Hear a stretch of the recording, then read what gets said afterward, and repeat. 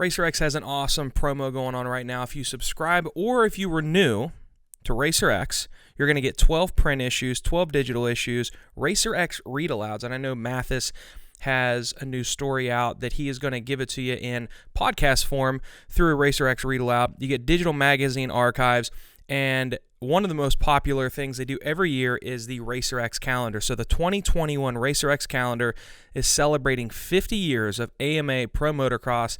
You're going to get that exclusive, one-of-a-kind calendar. If you subscribe or renew, be sure to do it at racerxonline.com/moto marketing. Hey, I want to tell you about Moto brand.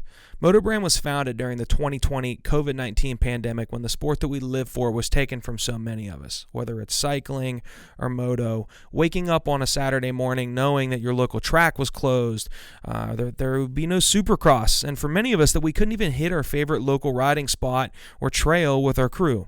We were forced to be reminded of how much the sport of moto and cycling truly means to us. Moto brand represents a collection of individuals that not only ride, but live to ride. It's what we think of at all times of the day, and sometimes at a detriment to your relationship with your significant other. It's for those that look at their motorcycle or their bicycle as part of their identity. Maybe it's the way that you bond with your son or your daughter or your spouse. Perhaps it's your way to blow off stress of your day job, or even, hey, it is what it is, maybe even it's your marriage. This sport is more than just a sport. For many of us, it's a way of life. It's what keeps us ticking. It's what keeps us living. Moto brand was created for a purpose, to be more than just a shirt that you can throw on in the morning, but these designs represent who you are and what you stand for. So I encourage you to head over to themotobrand.com, check out our collection. We have a pedal collection and we have a throttle collection, and there are more designs to come that stand for something. So head over to themotobrand.com and we'll see you there. Welcome to the Moto Marketing Podcast, presented by RacerX, the podcast for moto industry professionals, entrepreneurs, and riders. If you want to grow your brand and business in today's digital-first world, you have to know how to turn a stranger into a fan, turn a like into a customer. You have to know how to turn attention into dollars. This podcast is dedicated to keeping you in the know on real marketing tactics that work in the moto world so that you grow your business and help grow the sport. Get ready to learn from the very same marketing experts trusted by RacerX, Lucas Oil Pro Motocross, GNCC, and NBC Sports. They'll help you navigate the world of digital marketing for your moto brand. This is the Moto Marketing Podcast. Presented by RacerX. What's up, everybody? Welcome back to another episode of the Moto Marketing Podcast. We've got a really special one for you. We're lucky enough to have the man behind some of the most revolutionary protective gear to ever come to cycling and moto, and now the company and the brand itself is just expanding and growing like crazy. Somebody that I'm very excited for you to hear from today and learn more about. We have Dr. Chris Leatt coming to us from New Zealand, and we're on a pretty big time difference. So we're recording this as of 9:30 a.m. Eastern Standard Time, and Dr. Leatt, you said it's about 3:30 p.m. where you're at, correct? Hi, Luke, and hi, listeners. Yes, 3:30 p.m. Only one correction is that I'm in Cape Town, South Africa, not New Zealand. I'm sorry, South Africa. Yeah, it's. I apologize about that. So very far away, and we're very appreciative to have you join us today, and welcome to the show. Thanks so much, Luke. So I was really excited to have you on, just because, as I'd mentioned before we went on air, I've been a customer of Leatt for a very, very long time. And when I first saw, the neck brace and that technology come out, I was very intrigued by it. So one of the things that we like to do on this show is to kind of take a few steps back and learn, how did your company come about? Or in this case, how did your initial product come about? So let's go there. Where did the initial neck brace idea come from? Are you a lifelong motorcyclist or cyclist? Where did that idea spawn from? Well, I guess I have been passionate about motorcycles probably from the age of about 14, 15 years, mostly street racing, actually. I started off racing motorcycles when I was 16 on short circuit 50cc two-stroke. And it's quite a funny story, really. My folks were going to Disneyland, which of course is a big deal. Myself and my sister were due to go with. And I said to my parents, well, I'd really like to rather have the money and buy a motorcycle than go to Disneyland. And, you know, kudos to my parents, being quite open-minded. They said, motorcycle racing, really, because nobody in our family, besides my father, who had a scooter, was really an avid motorcyclist. Long story short, they agreed with one big proviso that they'd finance my first motorcycle. And that was that I went to a spinal unit, a local hospital that had a spinal unit, and I spent a month on ward rounds on the weekends. And if I still, after having seen the carnage that motorcycles inflict on people, wanted to participate in motorcycle sport, then they'd do that for me. And so that's exactly what I did. Of course, way before the brand evolved, and it's something to look back and say that was probably the origin, is my passion for motorcycling and what came later. Mostly main circuit motorcycles, short circuit as we call it here, 50s and 125s, and then 600cc super sport. And then most of my racing was actually in something called the Battle of the Twins, which is a twin cylinder, and I raced a BMW 800 in that. Of course, I rode a lot of off-road motorcycle just because it's great fun and it's a good way of keeping fit. And now I'm an avid mountain biker. So this all started, I'd studied medicine, and I was doing a rotation in neurosurgery at one of the local teaching hospitals, about halfway through specializing. And after a very, very long week, my 4-year-old son and I went to go and watch an enduro event. And it was there that somebody that I knew, a chap by the name of Alan Selby, fell off and injured himself. A paramedic at the time came and called me and said, can you come and assist? We tried everything to try and resuscitate him, and unfortunately he didn't survive. And I thought at the time this was more than likely, given the history, a fairly low speed cervical spine injury. He went over the handlebars of the motorcycle. About 2 weeks prior to this actually happening, my 4-year-old son rode a motorcycle for the first time, a little PV50, went charging off down the driveway, a huge smile on his face, and promptly fell into a bush. And after this event, very sobering event, where I had to tell Alan's family that he'd passed away, I just said to my son, you know, I can't with good conscience let you ride until I get you some form of neck protection. It was later confirmed that he had passed away from a neck injury. And well, I couldn't find anything on the market. The only thing on the market really were foam collars. And after doing a bit of reading and thinking about it, I came to the conclusion that they could act as a fulcrum and maybe actually more dangerous than helpful in certain eventualities. So it's really where I started, probably a year's worth of research into what causes neck injuries, major injury vectors as we call them, and what you could do to mitigate against them. And so I came up with this concept of an alternative load path. If you make the high jump just too high for the threshold of injury to occur, it's less likely to occur. So the thesis of the brace really is that if you were to fall off a motorcycle, land on your head, the force would normally, and it's generally the weight of your torso. So you're upside down, it's the weight of your body and the inertia of your body impacting the ground, loads it from the ground to the helmet, to your skull base, to your neck, and to the rest of your body. But with a neck brace on, your helmet rotates and touches the brace, and it only needs to remove 20% of the force, sometimes less, sometimes more, to be effective as an alternative load path. It's removing that energy from the system. So we talk about different factors that and different forces that can lead to a neck injury. And for example, if 4,500 newtons of force, that's about 450 kilograms of force is required in the up and down axial manner to break your neck. Mm-hmm. And you remove 20% of that, 900 newtons or 90 kilograms, you don't get to the injury threshold. Mm.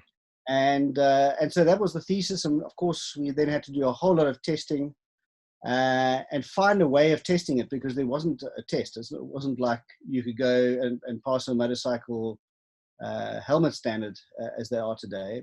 There was no standard. So we had to develop our own standard.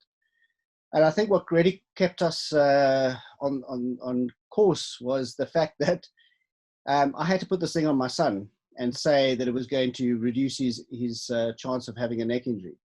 And so it's a very sobering thought, because, of course, with biomechanics, you've got to be very cautious about changing one dynamic and not causing subsequent injuries. So huge amount of research and thought went into that process. And I enlisted the help of a lot of eminent researchers and academics, and we came up with the neck brace. So, and I love that story. I mean, there's obviously a reason behind when something is revolutionary as this neck brace is. There had to have been a story behind it. So I was hoping that was the case. As far as the first iteration that really went to market, and I don't know if I had the first or one of the near to the first ones, but I had a very early release of your product, and I still have it, and I had no issues with it at all. But I know that the technology has far advanced since that day. Is where does that advancement come from? Is it, analyzing crashes that your neck brace has been part of, and the impacts that they've taken, or the outcome of the injury or lack of injury? How or just further research? How have you guys progressed the product from day one to really where Leatt is today? So, of course, Leatt has evolved hugely, and I'm sure we'll talk to that later. But just in terms of a neck brace specifically, there've been a lot of refinements and changes to the neck brace. The interesting thing is that the effectiveness of the neck brace hasn't really changed. Mm-hmm. So the neck brace was highly effective in the beginning, and we set that as the standard. So we will test all new neck braces and make neck braces made of different materials or different designs according to the results we obtained from our first real neck brace testing. We have what we call a knowledge library at Leatt, and so we encourage people who've had a significant accident with a neck brace on, who either has been injured or hasn't been injured, but where the accident was significant enough for us to look deeper into the mechanism of causation and the forces that were likely to have gone through the neck brace, and what the injuries were thereafter. And so we've really got a good handle now on how effective the neck brace is, how safe it is in terms of limiting collateral other injuries, and allowed us then to progress to other materials and designs, but keeping that safety factor, as the core important thing. Yeah. What we actually do is we have a set of rigs, test equipment within our lab in Cape Town in South Africa. And what we often do is we try and recreate an accident. So somebody will have a major accident and damage or break their neck brace and their helmet often. Send both of those pieces of kit to us together with their CT scans, MRI, doctor's report, etc. And then we have some clever jigs where we try and reconstruct exactly, with a range of neck braces, try and create exactly the same damage as that neck brace saw. And thereby determine exactly how much force went through the neck brace, and working backwards, we can determine how much of an alternative load path the brace was effective for.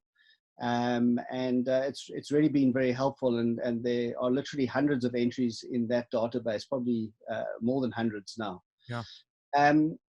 Of course, what you see today is not the same as the one that you have, and I still have my original neck brace. Mine may even be older than yours.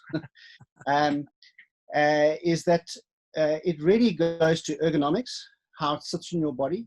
Styling, of course, is really important. I mean, protection's all good and well, but if it doesn't look good and feel good, people aren't going to wear it. And then adjustability. So, onboard adjustment like the 5.5, where the thoracic folds, and you can set it up for yourself in different riding conditions.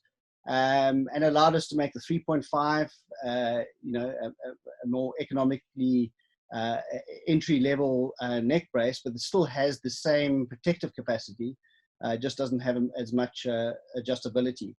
So really the advancements in neck brace technology now have been more material-based and ergonomic than they have on actual injury mitigation. Got it. Yeah, that's interesting. And I think something that I really started to notice pop this Supercross season is just how much Leatt has expanded, and it's so much more than just neck protection now. I mean, you're producing gear and helmets, and it's so much more. Was that always the idea? Was that I want to create a total protection company, or was it you got in and things really started rolling and then you got inspired and it grew from there? I've always been interested in that. So, I mean, right in the beginning, this had nothing to do with a company or money or anything. It was just trying to solve a problem. Yeah. Trying to solve a problem that myself and my son had, really. Of course, that's a bit naive because you need money to invest in just the research and testing that's required to make this product safe. So that was really the spend, and what made it a business ultimately is that we had to sell product, and we're hoping that if it was good enough that we have a really broad appeal across the market. So that's where it really started. As time went by, one of our big philosophies really is to not try and produce Me Too products. So our definition of a new product release hopefully is not bold new graphics. Hopefully there's a substantive change, either a performance enhancement or protection enhancement, which is our major driver. So with those two elements in hand, and just looking at the industry as a whole and what was happening in the industry, so how standards were developed, how products were often developed to pass a standard, but there may have been a different and a better way of doing it. I mean, one example, for example, a number of our riders who were wearing our neck brace also wore knee braces. They had to change their riding style. They had a ligament injury in their knee, started wearing a knee brace. Now they can't grip the tank on the motorcycle anymore, don't have the same feedback and feel. So we sat with a team, including an eminent orthopedic surgeon, knee specialist here, and we said, let's try and create a knee brace that doesn't have an inside joint and has an outside joint only, and actually tracks better and more according to the knee's normal movement pattern, which is not just a simple hinge joint.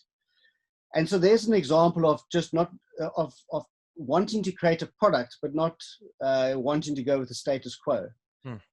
Of course, right now, and very proudly, within the last 5 months or so, we're a head-to-toe brand. So we have footwear, apparel, knee braces, chest protection, of course, helmets, goggles, gloves, and the neck brace. And so both in bike and mountain bike and moto, we are a head-to-toe brand, and it's already a pinch me goosebumps kind of thing. It's Sure. I never anticipated that that's where we'd end up, but I think what the market has seen is that our logo, which is the science of the thrill, is that we used to do the science really well, and the thrill or the appeal to the market may not have been there, and so we put a lot of focus in making the brand cool.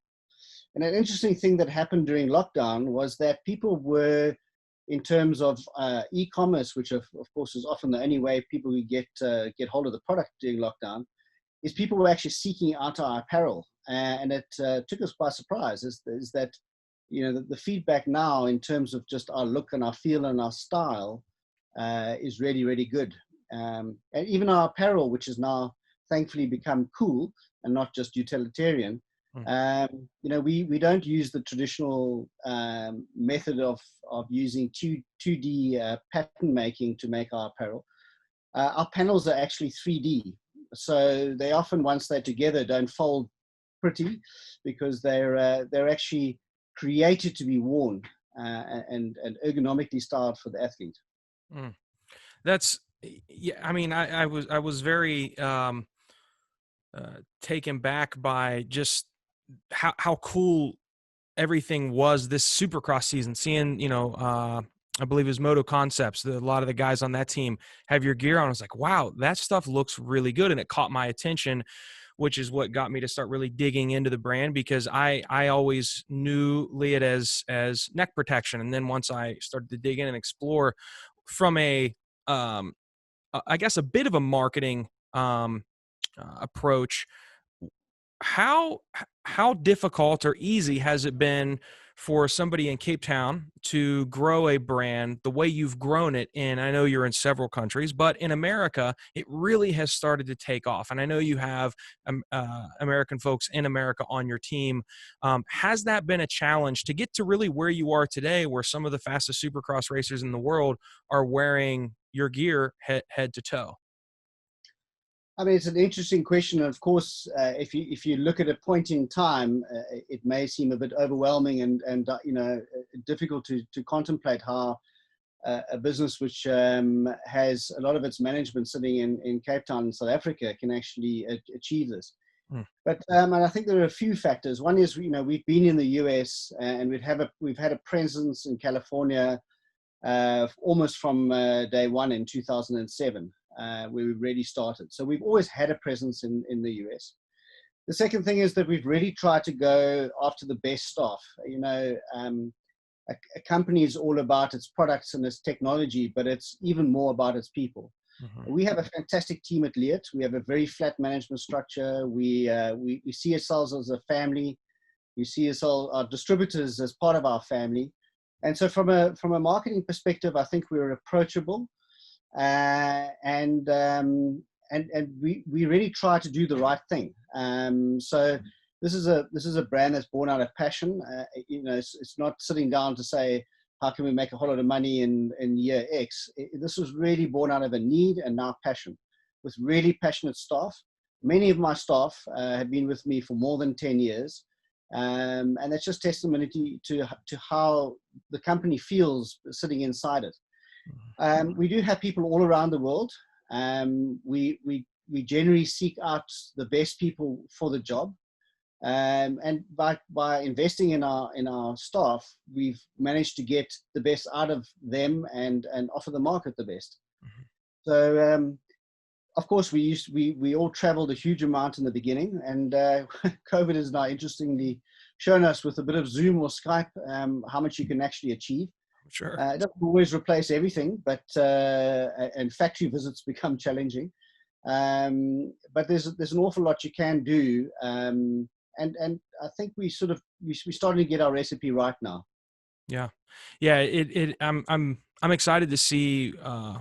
Hopefully everything starts to go back to normal, but I'm excited to see 2021, just the growth and hopefully more athletes using your product and you becoming more visible on the racetrack, because it has been exciting this past year just to see again with the team wearing your gear. Hey, when we come back, we'll start to wrap things up with Dr. Leatt. Have a couple of questions, one of them related to the cycling space as well. So we'll take a quick break, do a little bit of business, and we'll be right back. Hey, I want to tell you about our friends at Flex Racing. Flex Racing is a one-stop shop for all custom designs and products that you need to look good at the racetrack.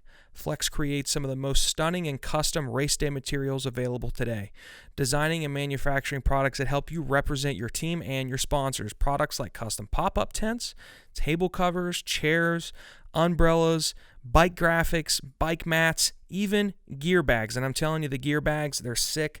We're going to get some made for Impact and our EMTB team. They're awesome. If you need your name or your logo on it, chances are these guys can take care of it for you. Flex also provides rider and team logos, truck and trailer wrap designs, custom t-shirts, and even jackets. Not only are the designs killer, but my favorite thing, the prices right? They care about giving you the best possible price because Flex is entirely made up of riders and racers. They understand how expensive it is to look good and to be professional. So they've tailored the prices on all the products to be as affordable as possible to help privateers, big teams, small teams, everybody in between save the money that you guys need for things like travel, race fees, food, etc. They simply get it, right? Flex Racing's motto is secure the vision. They know that greatness exists in all of us, and they're here to help us bridge the gap between our vision and our reality. So maybe it's time to replace your pop-up from last season, or you need some fresh new gear, or maybe even need to replace those graphics on your bike to display your team logo. Give my friends at Flex Racing a shot. You can check them out at flexracing.com. Let them know that Impact sent you. Let them know that you listen to the Moto Marketing Podcast, and you can save 15%. Hey, big shout out to our friends at FMF. Little D and the guys are always doing some pretty exciting things, not just with the performance products, but man, they've got the coolest apparel in the game, and I want to give you guys an opportunity to get that at a little bit of a discount. If you go to FMF and pick up any gear you'd like, hats, shirts, whatever it is, upon checkout, if you enter the code MMP30, MMP30, you can get 30% off. So MMP30 at checkout and get 30% off your order on FMF Apparel. All right, welcome back to the show. Again, we have Dr. Chris Leatt from Leatt talking about just the creation of the initial product and really where they are today. And something that we share in common is we're both avid cyclists and more so avid mountain bikers. Dr. Leatt is probably much more of a high-performance cross-country athlete than I. He's done, as I just learned, the Cape Epic event, which is just an absolute insanely grueling event. The first time I discovered that Dr. Leatt was actually a person was on a mountain biking podcast. I believe, was it the Downtime podcast that you were on not too long ago? Yeah. One of the questions I have for you that we'll ask in a minute is you've interestingly enough haven't made yourself the face of the business. You've made your name kind of a brand in and of itself. And I learned about you very much so on that mountain bike, the Downtime podcast, and learned about the fact that you guys now are also creating protective product and shoes in the cycling space. So was that strictly a passion project where you love cycling and you wanted to move into that space as well? Or how did we kind of venture over into the pedaling and not just the throttle twisting? So, I mean, our origin was definitely throttle twisting in Moto. But at some point in time, and once again, within the Leatt family, there's a huge amount of mountain bikers. And I found when you get a little bit older like me, a lot of motorcyclists become mountain bikers. So it was sort of a natural progression, I think, both in terms of the technology we had could be translated to mountain biking, and the fact that a lot of us did mountain bike. And much like Moto in the last few months, excitingly enough, we've become a head-to-toe bicycle brand. We concentrate on mountain bike, and we often see our entry into the market sort of as a pinnacle of a mountain. So we started right at the top with downhill racing, and now we're moving down the mountain to enduro and starting to get into cross country. So yeah, it's very exciting for me. I love cycling. I live in the most gorgeous place in Stellenbosch in Cape Town, where out of the gate and straight into the mountains and could ride for forever. So that's awesome. Yeah. So going back to kind of where I had started with that, you're a highly respected individual, and it was very cool to see how beloved you are by your staff. I got to meet several folks before you and I finally were able to connect, and you're a very highly respected individual, obviously. At the same time, I feel, are very modest from the standpoint of a lot of people want to be known as the face behind the brand, or the face of the brand. And even though Leatt is your name, it was several years before I realized that Leatt was actually somebody, and he was a highly respected doctor. And I found that really interesting.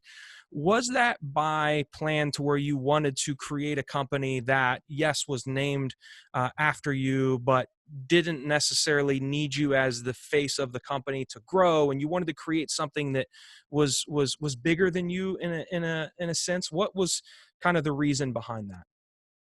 So I think, first of all, quite interestingly, why the company has my name, it was a holding pattern. So we couldn't think of a good one right in the beginning. And I have an unusual surname. There are not a lot of Leatts around. So we just called it Leatt, and well, it stuck. And the next thing, we were drawing logos trying to fit Leatt in. It wasn't by design, and certainly wasn't egotistical thing.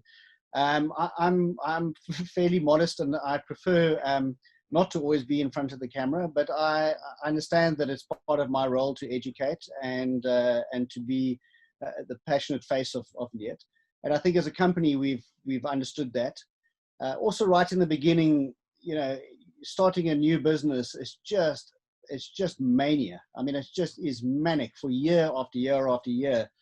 And sometimes you need to mature to a point where you can actually take a deep breath and realize how fortunate you are and what you've managed to achieve as a family and as a group. And I think now you'll probably see my ugly face a few more times. I've been coerced into doing this, so I'll take it on the shoulder. Have you made it over to the States and attended any Supercross or Motocross events? I have. I've been to the States many times, obviously in the beginning to set the business up and really get it going. And then for a whole lot of corporate reasons. We had, of course, planned to travel this year. So I'll be in the States next year, probably around March. As soon as there's some clarity on how we can travel, it would appear South Africa now has its own red list, who can come in and who can go out. And when you come back in, whether you have to go into 2 weeks of isolation. So it's still a bit of an unknown, but I have been before, been to Supercross, been to outdoor events, and absolutely loved it. I mean, it's just, it's just on a different level to what we're used to in South Africa. Yeah. Yeah, That's, next trip early next year, I guess. Yeah, hopefully. It would be awesome to see you at some of these events, and I'm sure the athletes would be excited to meet you as well. Last question. It's something I've just been curious to ask. And, we heard the story at the very beginning of the show of, where the idea came from and the unfortunate passing of a man. And you've created products that save lives and prevent some serious things from happening to folks.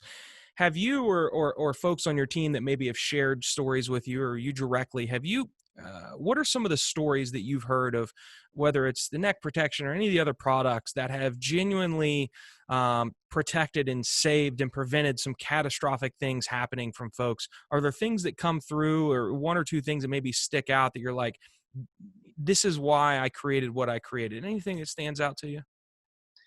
There are a lot. We're very fortunate to have people share their experiences with us on a regular basis. And we call it the goosebump moment, when somebody will describe an accident. And as I was mentioning, in terms of the knowledge library, we'll often get the product, the helmet, the neck brace, the full history, and be able to talk to the rider's doctors and understand just how potentially catastrophic the accident was, and that the person managed to walk away. Of course, being a scientist, I like to look at the really objective fact rather than subjective experience. So for me, it's important to dissect that event and understand whether an injury would really have happened. People take some enormous tumbles and walk away relatively unscathed, and then have a fairly minor injury. And there's a good reason for this, and end up with catastrophic injuries. So one of the things that's maybe not understood is at high speed, you are more likely to just slide and not end up with head and neck injuries. It's when you impact the ground and the ground gives way. So your head actually stops. And it's the weight of your torso and the inertia that your torso has loads that neck for a prolonged period of time.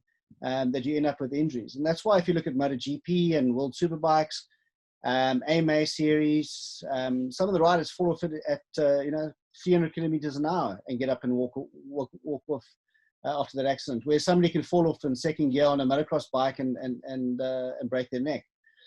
And so, yeah, lots of stories. Obviously, being trackside often, I get to see it with my own two eyes. We do accident reconstructions, and we get a lot of feedback from users just as to how significant the accident was. Often it's the emergency room doctors that say, if you hadn't been wearing this product, the outcome would have been potentially significantly different. Man. Yeah, I'm sure that it's endless as far as the horror stories that turned into, happy endings from your product. So, well, Dr. Leatt, I greatly appreciate you coming on. I know how difficult it can be to connect up schedules when you're in completely different parts of the world like we are, and genuinely have just been intrigued by your brand since I was a kid. I graduated high school in 2007, and I know that soon after that was when I got my first neck brace. So I've been a follower and a fan of your products since day one, and I'm excited to have you on to just kind of talk a little bit more about the background of yourself and the company. What's the best place for folks to keep up to date with all that Leatt is doing, whether it's social or just your website? What do you recommend for somebody wanting to learn more?